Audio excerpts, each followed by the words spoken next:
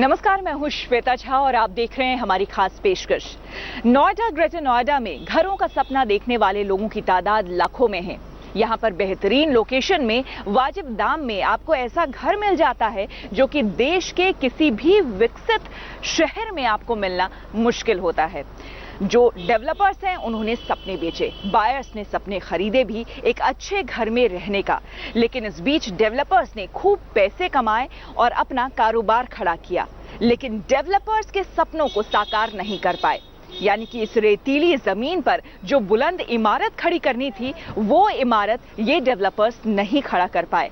ऐसे में बायर्स धरना प्रदर्शन को मजबूर हो गए। अब national company of law tribunal ने जेपी इंफ्राटेक के खिलाफ दिवालिया कानून के तहत आईडीबीआई की जो याचिका थी उसे स्वीकार कर ली है। ऐसे में बायर्स कितने घबराए हुए हैं, देखिए इस रिपोर्ट में। बिल्डर ने घर के सपने का दाना फेंका और एक अदद आशियाने की तलाश करते लोग इस जाल में फंस गए। कहने को तो एक कारोबार है जहां पर लोगों के ख्वाबों के आशियानों को तैयार किया जाता है, लेकिन कुछ लोगों ने घर के बहाने से लोगों की जेब काटने का ऐसा काम किया है कि अब उनके पास न तो घर है और न ही घर पाने की कोई उम्मीद। जेपी इंफ्राटेक के दिवालिया घोषित होने के आसार के बाद तो घर का सपना रेत की तरह बिखर चला है। ये एक बड़ा ही स्कैम है जो जेपी ने खेला हुआ है सभी बायर्स के साथ। एक बड़ा फ्रॉड है जिसमें उन्होंने शायद पैसे साइफन ऑफ किए दूसरे प्रोजेक्ट्स में, और आज ये अपने आप को बैंकरप्टी डिक्लेयर कर रहा है और हम बिल्कुल मर चुके हैं, बिल्कुल मरने के बराबर हैं। ये सोची समझी चाल है इनकी। आज स्थिति ये है कि किसी भी बायर को ये नहीं पता है कि हमारी सिचुएशन क्या है। अब हमें लगता है कि हमारे सपनों का घर जो है वो डूब चुका है। अब हमें सिर्फ सड़कों पे आने के अलावा और कोई रास्ता नहीं है। कहीं ना कहीं ये एक्ट है वो बिल्डरों के लिए इजी एस्केप दिया जा रहा है। अब जरा समझें कि जेपी बिल्डर के दिवालिया होने की कहानी क्या है। जेपी इंफ्राटेक पर करीब 8,000 करोड़ रुपए से ज्यादा का कर्ज है। इसे चुकाने में कंपनी असफल रही तो फिर सबसे बड़े देनदार आईडीबीआई बैंक ने नए दिवालिया कानून के तहत नेशनल कंपनी लॉ ट्रिब्यूनल यानी एनसीएलटी का दरवाजा खटखटाया। इसमें जेपी ने दिवालिया होने की बात पर आपत्ति दर्ज कराई, लेकिन बाद में आपत्ति को वापस ले लिया। जेपी ग्रुप के करीब 32,000 फ्लैट बायर्स इस फैसले के बाद से हताश और निराश हैं। अब 270 दिनों यानी करीब 9 महीनों में यह तय हो जाएगा कि आखिर जेपी इंफ्राटेक दिवालिया होगी या नहीं। लेकिन इन 70 दिनों तक किसी भी तरह के कंस्ट्रक्शन पर रोक नहीं लगाई जाएगी। इस बीच गुड़गांव की एक चार्टर्ड अकाउंटेंट कंपनी को अंतरिम मध्यस्थ नियुक्त किया गया है। इस बीच किसी भी तरह के दूसरे कोर्ट केस मान्य नहीं होंगे।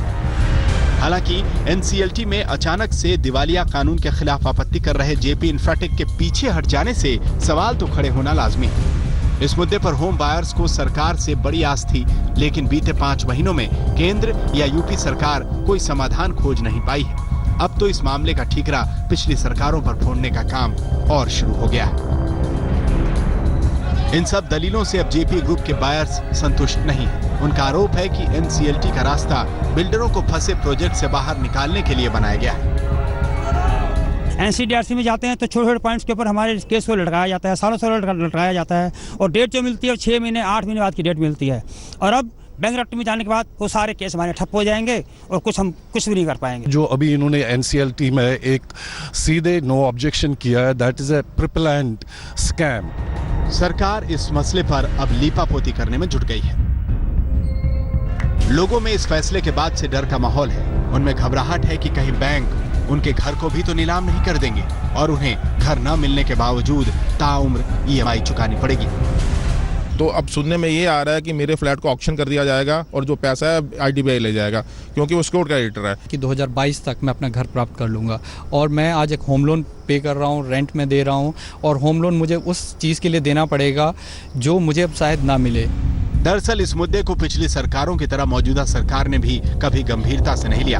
वादे बहुत किए गए, लेकिन आज तक एक भी ऐसी ठोस योजना तैयार नहीं की गई है जिससे लोगों को घर मिल सके या उनका फंसा पैसा वापस मिल सके। नोएडा अथॉरिटी समेत तमाम एजेंसियों ने जो रास्ते खोजे थे उन पर तो पहले ही ताला लगा दिया गया था।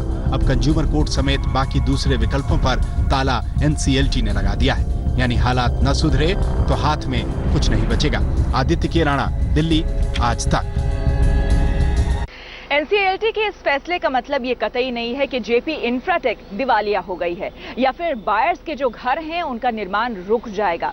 दरअसल जेपी इंफ्राटेक को 270 दिनों का वक्त दिया गया है। ऐसे में देखा जाएगा कि क्या कोई दूसरा खरीदार यहां आता है, उसके पास दिवालिया हुई इस कंपनी का कोई ऐसा प्लान है जिससे कि इसे बचाया जा सकता है। इसका सीधा सीधा और साफ मतलब अब आपको समझाते हैं। 270 दिन का इंतजार, 9,000 करोड़ का उधार,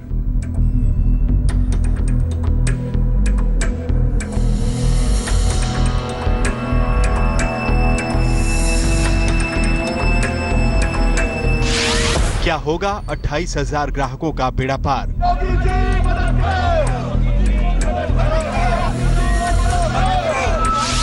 कैसे जेपी ग्रुप दिलाएगा घर पार।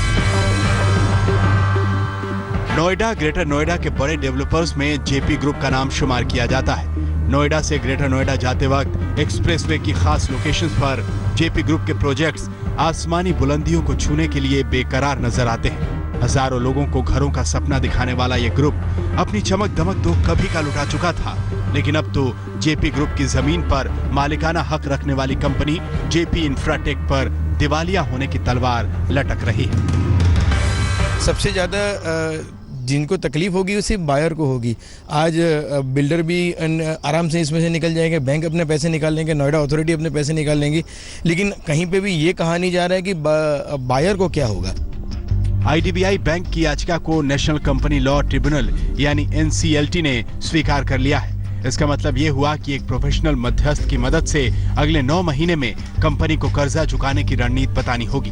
हालांकि इस योजना को अमल में लाने का जिम्मा अब किसी नई कंपनी को सौंपा जाएगा और जेपी इंफ्राटेक का मौजूदा बोर्ड इस फैसले के बाद निलंबित माना जाएगा। देखिए, अगर कंपनी दिवालिया हो जाती है तो देखने वाली बात होगी कंपनी की जो एसेट्स जो सेल ऑफ हुए हैं वो एज अ गोइंग कंसर्न हुए हैं या बिट्स एंड पार्सल्स में हुए हैं। गौरतलब करने की वाली बात ये भी है कि अगर बिट्स एंड पार्सल्स में गए हैं तो पोजेशन मिलना बहुत डिफिकल्ट होगा। अगर गोइंग कंसर्न की तरह गए हैं तो जो नई कंपनी आई है वो कैसे पोजेशन देगी वो देखा जाएगा। इन सब का असर होम बायर्स पर क्या होगा, यही सबसे बड़ा सवाल है और इसके जवाब से ही पता चलेगा कि आखिर घर का सपना पूरा होगा या नहीं। नोएडा में जेपी ग्रुप करीब 32,000 फ्लैट्स बना रहा है और इनमें से अभी तक महज 6,000 फ्लैट्स की ही डिलीवरी हो पाई है। जेपी ग्रुप ने मई में नोएडा अथॉरिटी को प्लान सौंप कर कहा था कि दिवाली तक और 6,000 फ्लैट्स का पोजीशन दे दिया जाएगा।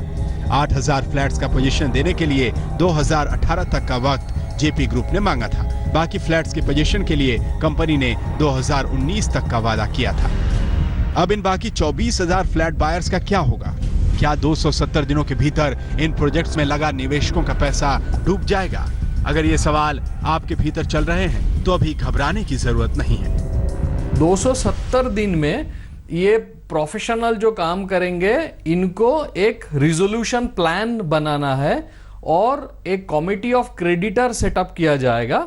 फिर इन लोगों ने मिलकर एक रिजोल्यूशन प्लान करेंगे और वो प्लान वो नेशनल कंपनी लॉ ट्राइब्यूनल को देंगे कि कंपनी को वो कैसे ये रिजोल्यूशन प्लान उसमें कैसे वो वर्कआउट करवाना चाहते हैं। यानी अगर 270 दिनों में अंतरिम मध्यस्थ की मदद से कोई और कंपनी जेपी इंफ्राटेक को चलाने की एक ऐसी योजना के साथ वापसी करती है जिसमें उसके कर्ज चुकाने की क्षमता दिखाई दे, तो फिर ग्राहकों के लिए पोजीशन का रास्ता खुल सकता है। ऐसे में नई कंपनी को पूरी योजना सौंपनी होगी कि कैसे वो बैंकों का कर्ज उतारेगी, कैसे वो बाकी वित्तीय संस्थानों का बचा हुआ कर्ज चुकाएगी और कैसे वो प्रोजेक्ट्स को पूरा करेगी।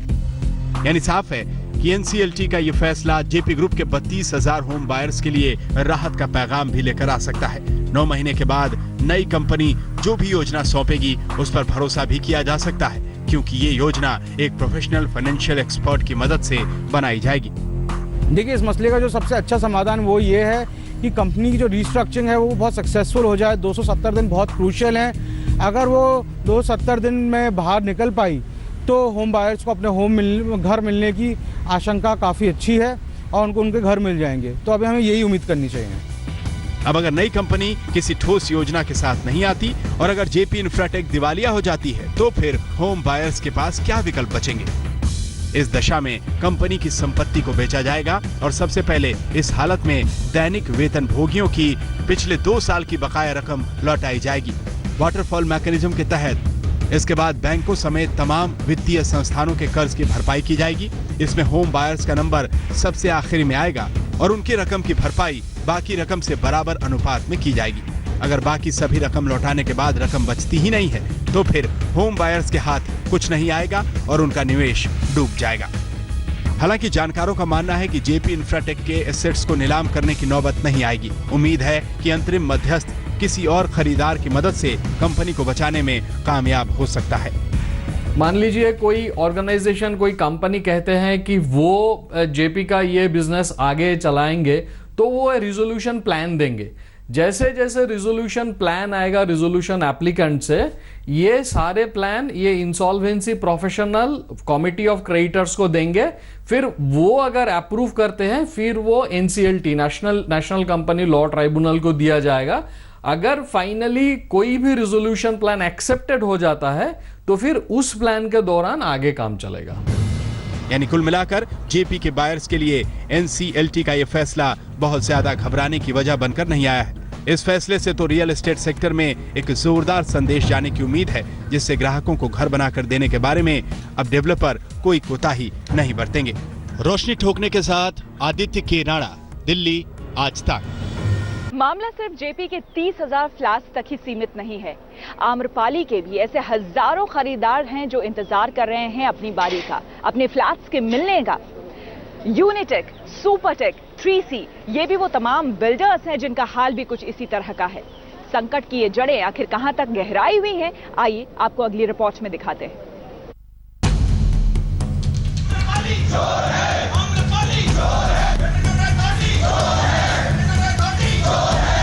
नोएडा, ग्रेटर नोएडा में बिल्डर बायर्स की समस्या की जड़ में पिछली सरकारों के कार्यकाल में लागू की गई नोएडा अथॉरिटी की नीतियां हैं। होम बायर्स भी आज अगर घर के पोजीशन के लिए तरस रहे हैं या आधे अधूरे घरों में रहने को मजबूर हैं, तो इसकी जिम्मेदारी के लिए वो बिल्डर्स के साथ ही अथॉरिटी को भी दोषी ठहरा रहे हैं। कंपनी का दावा है कि वो 10,000 में से 8,000 घरों का पोजीशन दे चुकी है और 2,000 घरों का पोजीशन देना बाकी है। लेकिन ये दावा कंपनी के 2 हिस्सों में से एक हिस्से का है और सच्चाई ये है कि 8,000 घर आधे अधूरे हैं और उनमें रजिस्ट्री भी नहीं हो रही है, क्योंकि आम्रपाली ने अथॉरिटी को जमीन का भुगतान तक नहीं किया है। एनसीएलटी में कंपनी के खिलाफ दिवालिया कानून के तहत चल रही सुनवाई पर फैसला सुरक्षित कर लिया गया है। इसके अलावा भी और बहुत से प्रोजेक्ट्स हैं जहां पर ग्राहकों का घर का सपना टूटने के कगार पर है। 3C ने 10,000 में से केवल 5,000 फ्लैट्स का ही आधा अधूरा पोजीशन दिया है। 14,658 फ्लैट्स में से सुपरटेक ने 6,070 यूनिट्स का पोजीशन दिया है। ग्रेटर नोएडा एरिया में 50,000 से ज्यादा फ्लैट्स फंसे हुए हैं।